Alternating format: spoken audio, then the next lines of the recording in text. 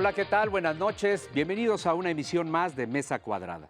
Sin duda, la reforma político-electoral es un paso importante en la consolidación de la democracia mexicana, sobre todo por los consensos alcanzados entre las tres principales fuerzas políticas del país.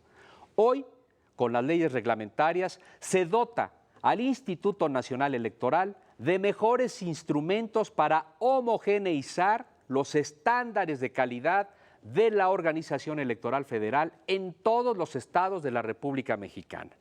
Desde luego hay polémica, básicamente en cuanto a la centralización de la democracia y su eventual encarecimiento.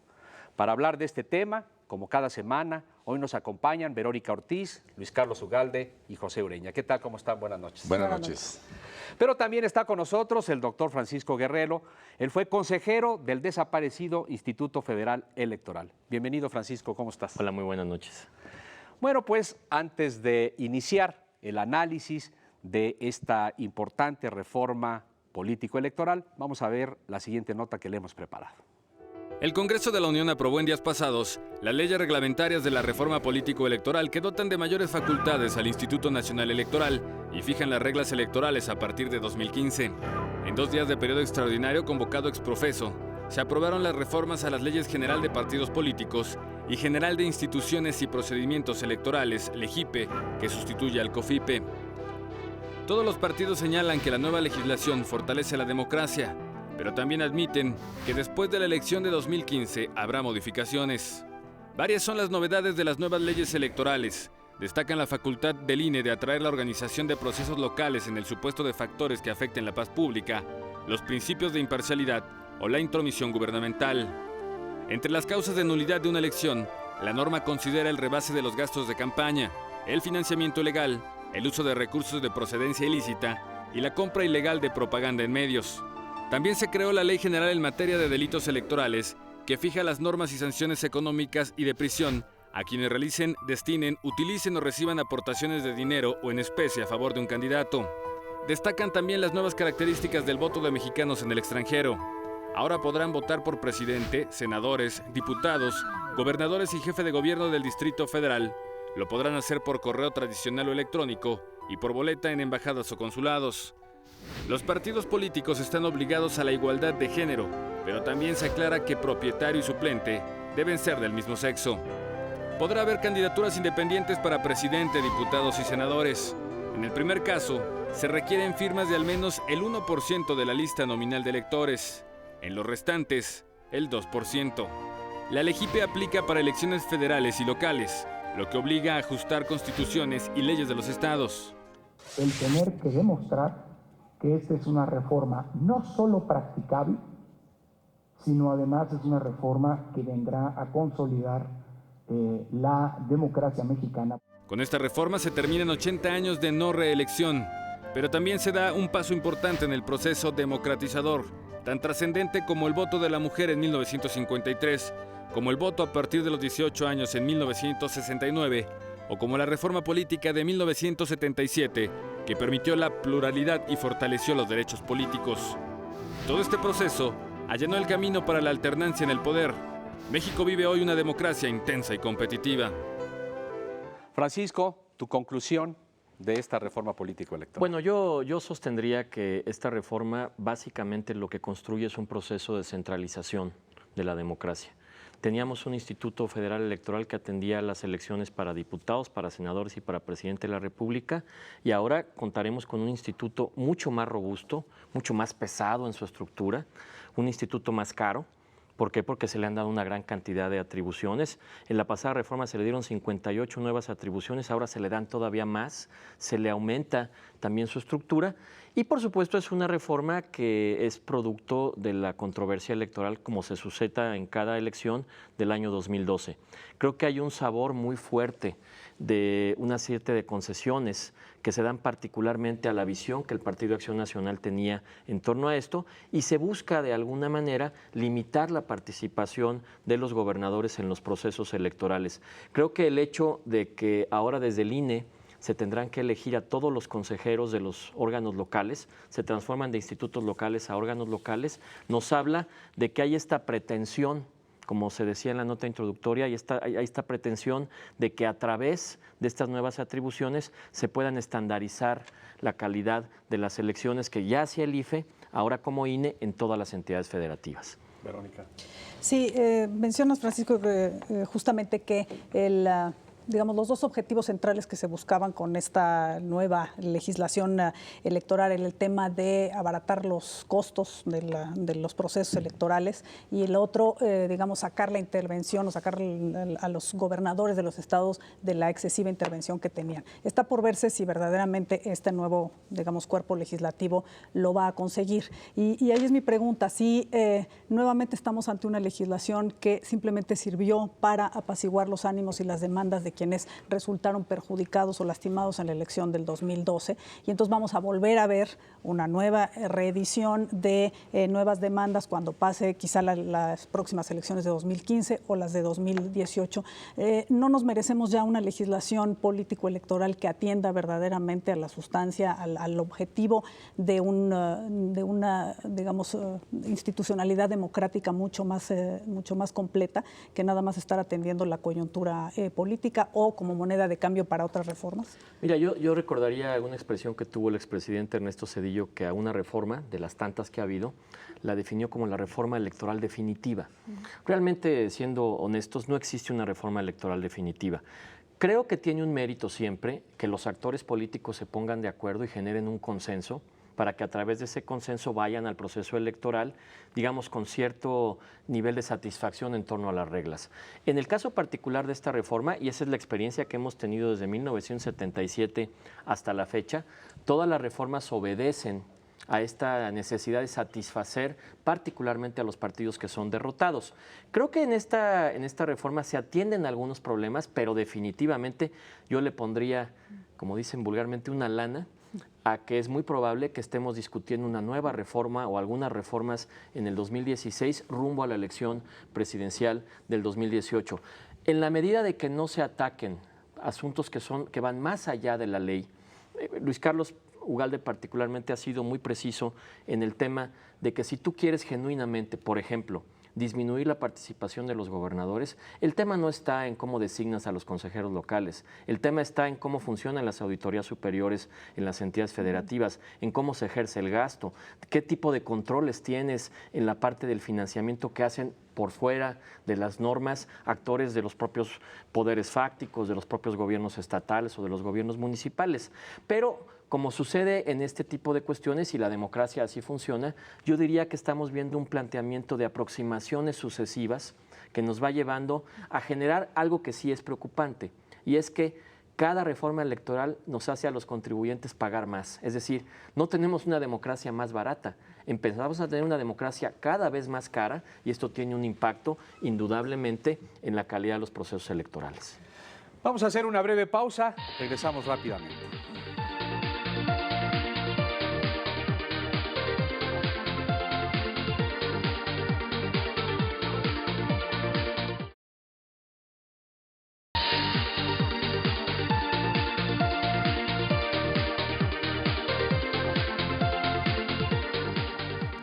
Gracias por continuar con nosotros en esta mesa dedicada al análisis de la ley político-electoral. Pepe. Sí.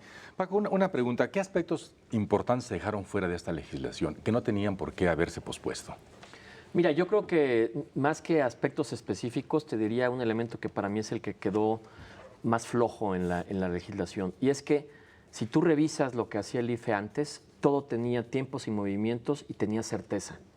Ahora habrá muchas circunstancias que dependerán de factores discrecionales. Es decir, se le deja a los consejeros y al consejo una serie de atribuciones que van a depender de evaluaciones, de votaciones, de interpretaciones, ya sea para atraer procesos locales. 8 de 11 consejeros tendrán que votar, por ejemplo, para poder atraer una elección. Esto no existía anteriormente, había una gran claridad en torno a lo que eran las facultades y evidentemente esta falta de certeza en algunos procesos va a generar, desde mi punto de vista, procesos de congestión política que afortunadamente el IFE no tenía, ahora los va a tener. Luis Carlos. Yo creo que concuerdo con Paco totalmente. Yo creo que no solamente hay un proceso de centralización electoral, sino aún más grave, hay un proceso de atracción de conflictividad local. En los 80 y 90 se logró que cada región del país asumiera y resolviera sus problemas electorales con las leyes propias.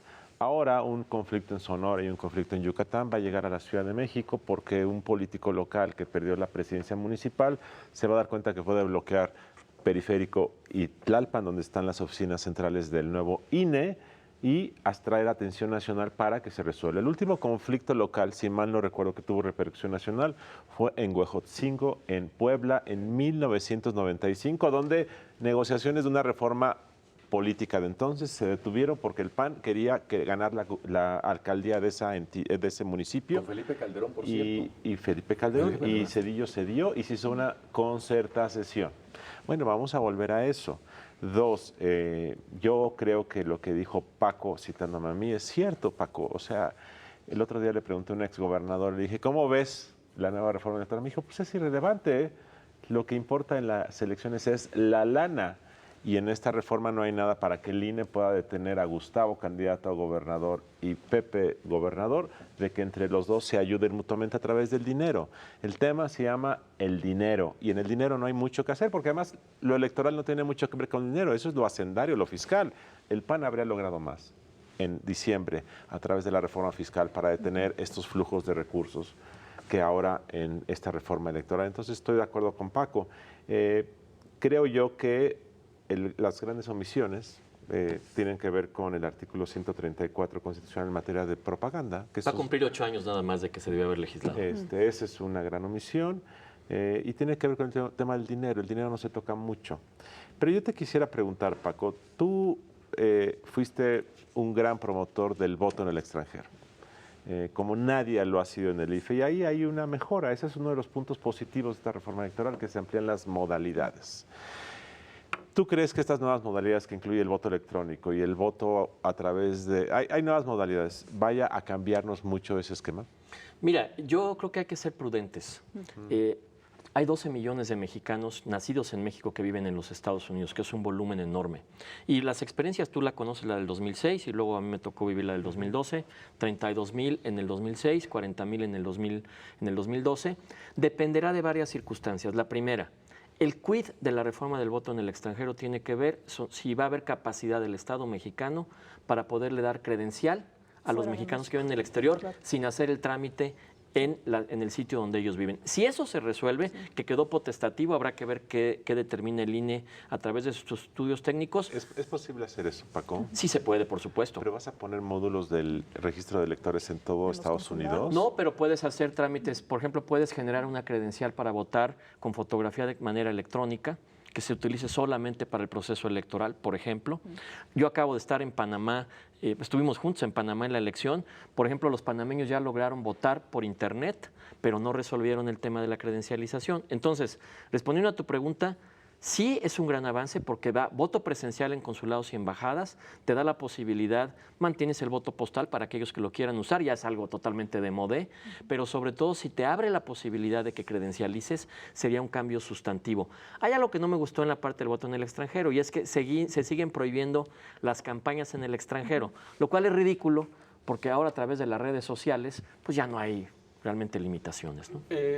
Luis Carlos tocaba un tema que me parece central, y además preocupante, la centralización de los conflictos eventualmente regionales, en una situación donde están muy de moda las concertaciones, dada nuestra madurez política, dada nuestra cultura democrática. Esto no puede generarse riesgos mayores de estar en conflictos permanentes, en negociaciones permanentes, y convertirse los procesos electorales en monedas de cambio. Bueno, yo esperaría que ya hemos evolucionado de tal suerte que las concertaciones sean cosas de los 80s y de los 90s. No lo veo en el camino, pero sí veo algunas cuestiones que Luis Carlos mencionó. La gran presión que se daba en los congresos locales, porque eran los congresos locales los que designaban a los consejeros de los institutos electorales o la Asamblea de Representantes en el caso del Distrito Federal, esa presión la trasladaste de 32 lugares y la concentraste en Viaducto Tlalpan, donde 11 personas, 11 mexicanos y mexicanas, por cierto, consejeros muy destacados, yo quedé contento con la integración que se dio. Estos 11 personas van a tener que decidir quiénes son, en primera instancia, el año para este año tendrán que hacerlo en septiembre, en 17 institutos electorales. Y después tendrán que completarlo en todas las entidades federativas. Y lo que dice Luis Carlos es quizá la parte más preocupante.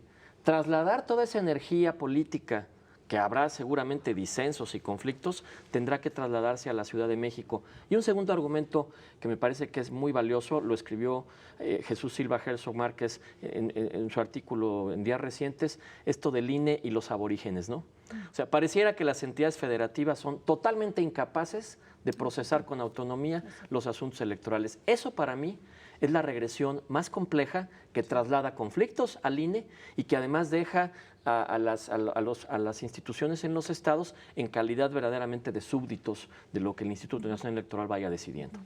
Ese tema justamente me parece a mí relevante porque tú hablas de la centralización, ¿no?, democrática y de los procesos. Y como en otros ámbitos que estamos viendo en este momento en materia educativa, en materia de salud, en que se está dando como este esfuerzo de centralizar, digamos, procesos que no funcionaron a nivel estatal, ¿no se están también generando los incentivos negativos para que las entidades en algún momento se hagan responsables de sus, en este caso, sus procesos electorales? Tú hablas de los institutos locales, que quedó ahí un híbrido que no se sabe exactamente si eventualmente van a desaparecer o no, y mientras tanto van a estar sometidos a las designaciones y al control del INE, pero eso, digamos, opera en sentido contrario a la toma de decisiones y de responsabilidades por parte de los poderes locales, ¿no? Bueno, es que este modelo híbrido que se quedó un poco a la mitad, donde ni los desaparece, los deja como órganos locales, que tendrán que funcionar con sus presupuestos propios, pero que serán designados desde el centro. El problema que yo veo en este tema en particular es el tema de los presupuestos. Vamos a suponer que en una entidad federativa, por las razones que tú quieras, el Instituto Nacional Electoral decide atraer este proceso. Le llaman la asunción, le pusieron un nombre así un poco religioso, pero es la asunción del proceso electoral. Pues ya el Congreso aprobó ese presupuesto para esa entidad federativa. Por supuesto, participaron los diputados y el gobernador en ese proceso de aprobación, pero el INE dice, no, ahora me hago cargo yo. ¿Qué va a pasar si se requieren fondos adicionales? ¿Qué va a pasar, como en muchos casos sucede, que los viejos institutos locales electorales siempre tenían un fondeo pues que no era suficiente y tenían que estar negociando con el Congreso? ¿Quién se va a hacer cargo de esa circunstancia? Eso es algo que no se ha medido. De hecho, si tú revisas en las últimas semanas, ya los propios consejeros del Instituto Nacional Electoral han dicho, bueno, pues estamos de luna de miel, pero la luna de miel con la opinión pública terminará porque necesitamos más dinero. Y esa parte, la parte de los recursos para el instituto van a ser muy delicados y ahí es probable que muchos gobernadores, cuando se encuentren ante la posibilidad de que le quieran quitar a la entidad federativa el proceso de organización de la elección, digan, bueno, pues resuélvanlo ustedes y yo me hago a un lado. Por supuesto. Bueno, ahí tiene usted. Seguimos con este análisis, hacemos una breve pausa, regresamos rápidamente con usted.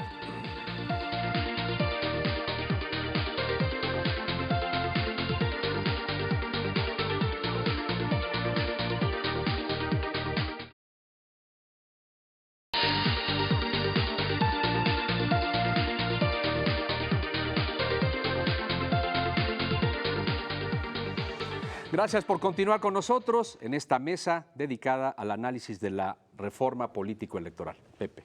Sí. El doctor Luis Carlos dice, y dice bien, que el problema es el dinero. El dinero. Ahí ha habido un debate eterno de cómo vigilar. Se pensó en establecer una doble contabilidad al momento que el partido gasta o un candidato gasta, repercute en automático en el Instituto Nacional Electoral y de esa manera hay control del gasto. Sin embargo, el INE no tiene absolutamente ninguna infraestructura para vigilar esto y ya están procesos en marcha en Nayarit y Coahuila. ¿Cómo someter a los partidos y a los candidatos para que no gasten, para que no suceda lo que mencionaba Luis Carlos, de que el gobernador saliente ayuda a su candidato y de esa manera hay un triunfo ilegítimo? Bueno, esa es la pregunta de los 64,000 pesos, como decían los antiguos, ¿no? Al final del día, los partidos, por ejemplo, no quisieron la chequera única, que era un mecanismo de control todavía más estricto. Ahora el modelo de fiscalización, Pepe, lo que va a hacer es que, primero, La autonomía técnica que tenía la unidad de fiscalización ya no existe, ahora dependerá de una comisión de consejeros y regresamos un poco al viejo modelo de amigos de Fox y de Pemex Gate, donde un grupo de consejeros serán los que controlarán y supervisarán el modelo de fiscalización.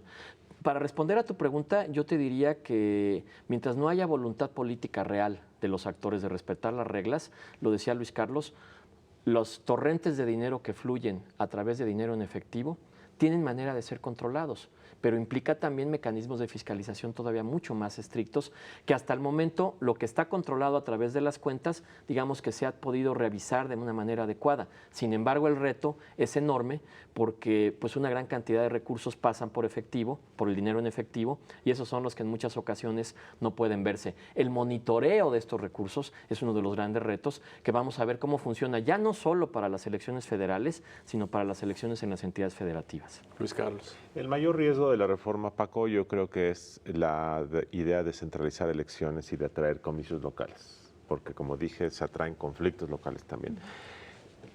Tu intuición, tu experiencia, tu gran capacidad de olfato político, Paco, ¿qué te dice? En 2015, ¿cuántas elecciones locales se podrán atraer? A mí me parece que Michoacán será sin duda un caso donde nadie se va a oponer, pero yo creo que el resto fuera de Michoacán van a tener mucho conflicto. ¿Cómo crees que va a funcionar esto? ¿Cuántas elecciones locales se van a traer el próximo año? Bueno, es difícil hacer un pronóstico de números, pero sí te diría que como funciona el sistema político, en todas las entidades federativas siempre tienes 2 contra 1. Dependiendo de cómo se presenta. En el DF, por ejemplo, pues PAN y PRI tienen incentivos para ir en contra del PRD y tratar de atraer la elección del Instituto Electoral del Distrito Federal, pero en muchas otras, casi en la mayoría, los grandes rivales del PRI son siempre PAN y PRD.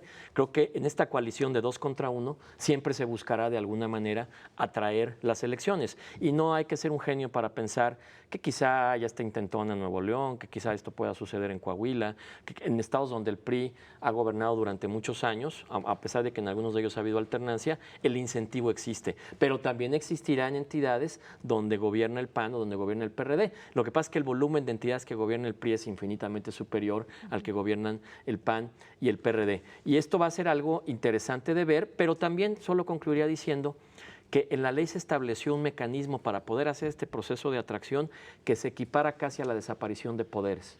O sea, los requisitos son muy elevados. Yo creo que ahí el PRD y el PRI pudieron lograr por lo menos esto de que no fuera solamente por la voluntad de los consejeros e integrar elementos de desaparición de poderes, como tú decías, quizá el caso de Michoacán lo pudiera tener, quizá algunas otras entidades federativas del norte, ¿no? Un poquito para contextualizar todo esto. Hay avances, desde luego, sobre todo en cuanto a homogeneizar los estándares de calidad y esta parte que se busca. Quitarle fuerza a los gobiernos estatales, que luego en algunos casos pues, claramente hay feudos. Pero por el otro lado, este nivel de riesgo de conflictividad, este encarecimiento de los sistemas electorales.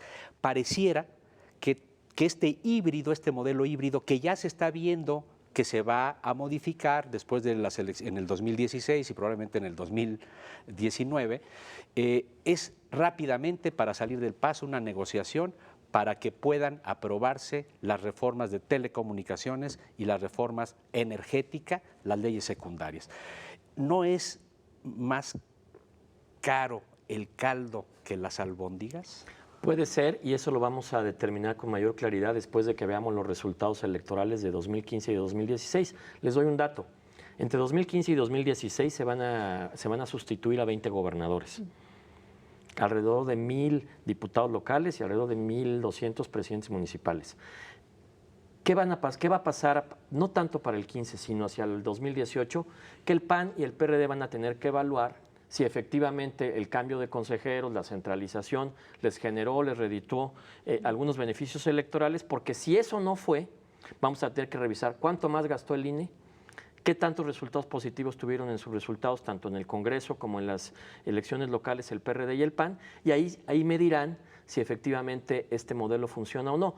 Yo sostengo que no va a cambiar demasiado algunos aspectos, porque creo que es una falsa premisa que las elecciones para gobernador se modifican si tú tienes el control de la nominación de los consejeros desde la Ciudad de México. Creo que ese siempre fue una falsa premisa, y una falsa premisa arroja resultados falsos. En términos muy concretos de tiempos legislativos, porque hay cierta confusión. Para el proceso federal y los 17 procesos locales que hay en el año que entra, en 2015, ¿cuándo tiene que estar armonizada la legislación estatal con esta nueva legislación electoral? Le dieron un plazo a los gobernadores los gobernadores, esa es la tendencia, dieron un plazo a las entidades federativas y a los congresos a efecto de que deban tener listo esta legislación en un plazo no mayor a 60 días. 30 de junio, y de hecho ya faltan 40 días. Así es, y el tiempo vuela. Entonces, los congresos locales tienen que hacer su trabajo. Y adicionalmente, la elección se adelantó al mes de junio, pero hasta donde tengo entendido, Luis Carlos, tú me corregirás si estoy mal, el año electoral comienza en el mes de octubre. Correcto. Y para agobiarnos todavía un poquito más, el IFE tiene que hacer más de 20 reglamentos en un periodo muy corto de tiempo, así que pues estamos con los tiempos muy apretados, pero por mi experiencia, y Luis Carlos también la tuvo, el INE, el IFE, ahora el INE, es tan eficiente en sus procedimientos que yo confío en que van a estar listos los reglamentos. Tengo un poquito más de dudas en qué va a pasar en las entidades federativas, porque ahí sí, los gobernadores que tienen influencia sobre sus legislaturas podrán de alguna manera jugar con los tiempos. No sería raro que algún estado simplemente decida que no. Y pues ahí no sé, sería inédito, ¿no, Luis Carlos? De pronóstico reservado. Es de pronóstico reservado. Sí. Los partidos políticos no, sobre todo la oposición y en especial el PAN, no se quedó con el fantasma de su docenio cuando los gobernadores eran realmente quienes mandaban en los estados y hacían lo que querían, eran caciques. Se endeudaron, hicieron 1000 cosas, tenían institutos ad hoc, institutos electorales ad hoc, etcétera. Y que ahora, cuando ya se trató de federalizar un poquito más con un poder central de priista, ya no hay esa libertad. ¿No se quedó con ese fantasma el PAN? Sí, yo estoy convencido que hay una gran cantidad de atavismos y de diagnósticos equivocados. Y pondría un ejemplo concreto. Pues en el estado de Jalisco, donde el PAN gobernó durante muchos años, el instituto local, pudieras pensar que tenía alguna influencia de la mayoría panista en el Congreso local, pero de cualquier manera el instituto hizo su trabajo y ganó el candidato, hubo alternancia política, porque al final del día, no sé si ustedes coincidan, por mucho que intentes por otras vías limitar o influir, yo sí creo que en México el sufragio es secreto y el voto secreto garantiza que cuando la gente quiere cambiar un gobierno, simplemente lo hace independientemente de las influencias externas que se tengan. Por eso decía Pepe que creo que este diagnóstico es equivocado. Si se piensa que de esa manera se van a generar condiciones de mayor equidad para las elecciones, desde mi punto de vista esa es una falsa premisa que va a dar resultados. Hay que volver a hacer esta mesa hacia finales del 2016 o por mediados de 2016 para ver si esto modificó las conductas electorales. Yo creo que la alternancia y los cambios democráticos tienen que ver más con la evaluación de los gobiernos, con la capacidad que tienen los presidentes municipales, con la calidad del gobierno que tienen y no necesariamente cargarle todo a los órganos electorales, porque creo que eso es darle demasiada importancia al árbitro cuando lo importante es la gente que decide. Tu conclusión, Luis Carlos. El voto va a seguir siendo secreto. El INE, a pesar de estar saturado de nuevas funciones, va a hacer bien el trabajo, como dijo Paco. Sí hay una cosa que se llama principio de Peter, que significa que cuando como organización te sobrecargan de nuevas responsabilidades, corres el riesgo de empezar a hacer las cosas mal. Y aquí puede correr el riesgo el nuevo INE de hacerlo, pero creo que eso va a funcionar bien. Pero yo creo que la meta de esta reforma no queda clara. ¿La meta es abaratar la democracia? No. La meta es, como dijo un legislador, hacer una democracia más sólida. Yo no sé qué significa sólida. Entonces, cuando no tienes metas claras de algo que haces, no lo logras. Y aquí no hay claridad de qué buscas, salvo que es una negociación contingente para una reforma energética, un recambio ahí de leyes que no queda claro con qué fin, salvo la coyuntura política. Entonces, yo creo que cuando Paco le invitemos a esta mesa en fines de 2015, ya va a haber gentes que van a empezar a decir que hay que necesitar otra reforma electoral y me parece sumamente irresponsable que en este país digas, pues si no funciona lo cambiamos. Como yo he oído que muchos legisladores lo dicen hoy, Luis Carlos, no pasa nada, la cambiamos. Y eso me parece muy lamentable.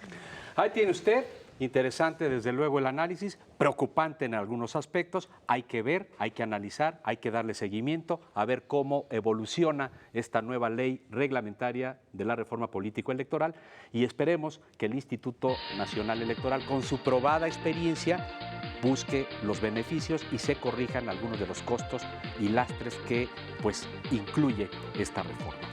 Gracias por su atención, buenas noches a todos, lo esperamos la próxima semana.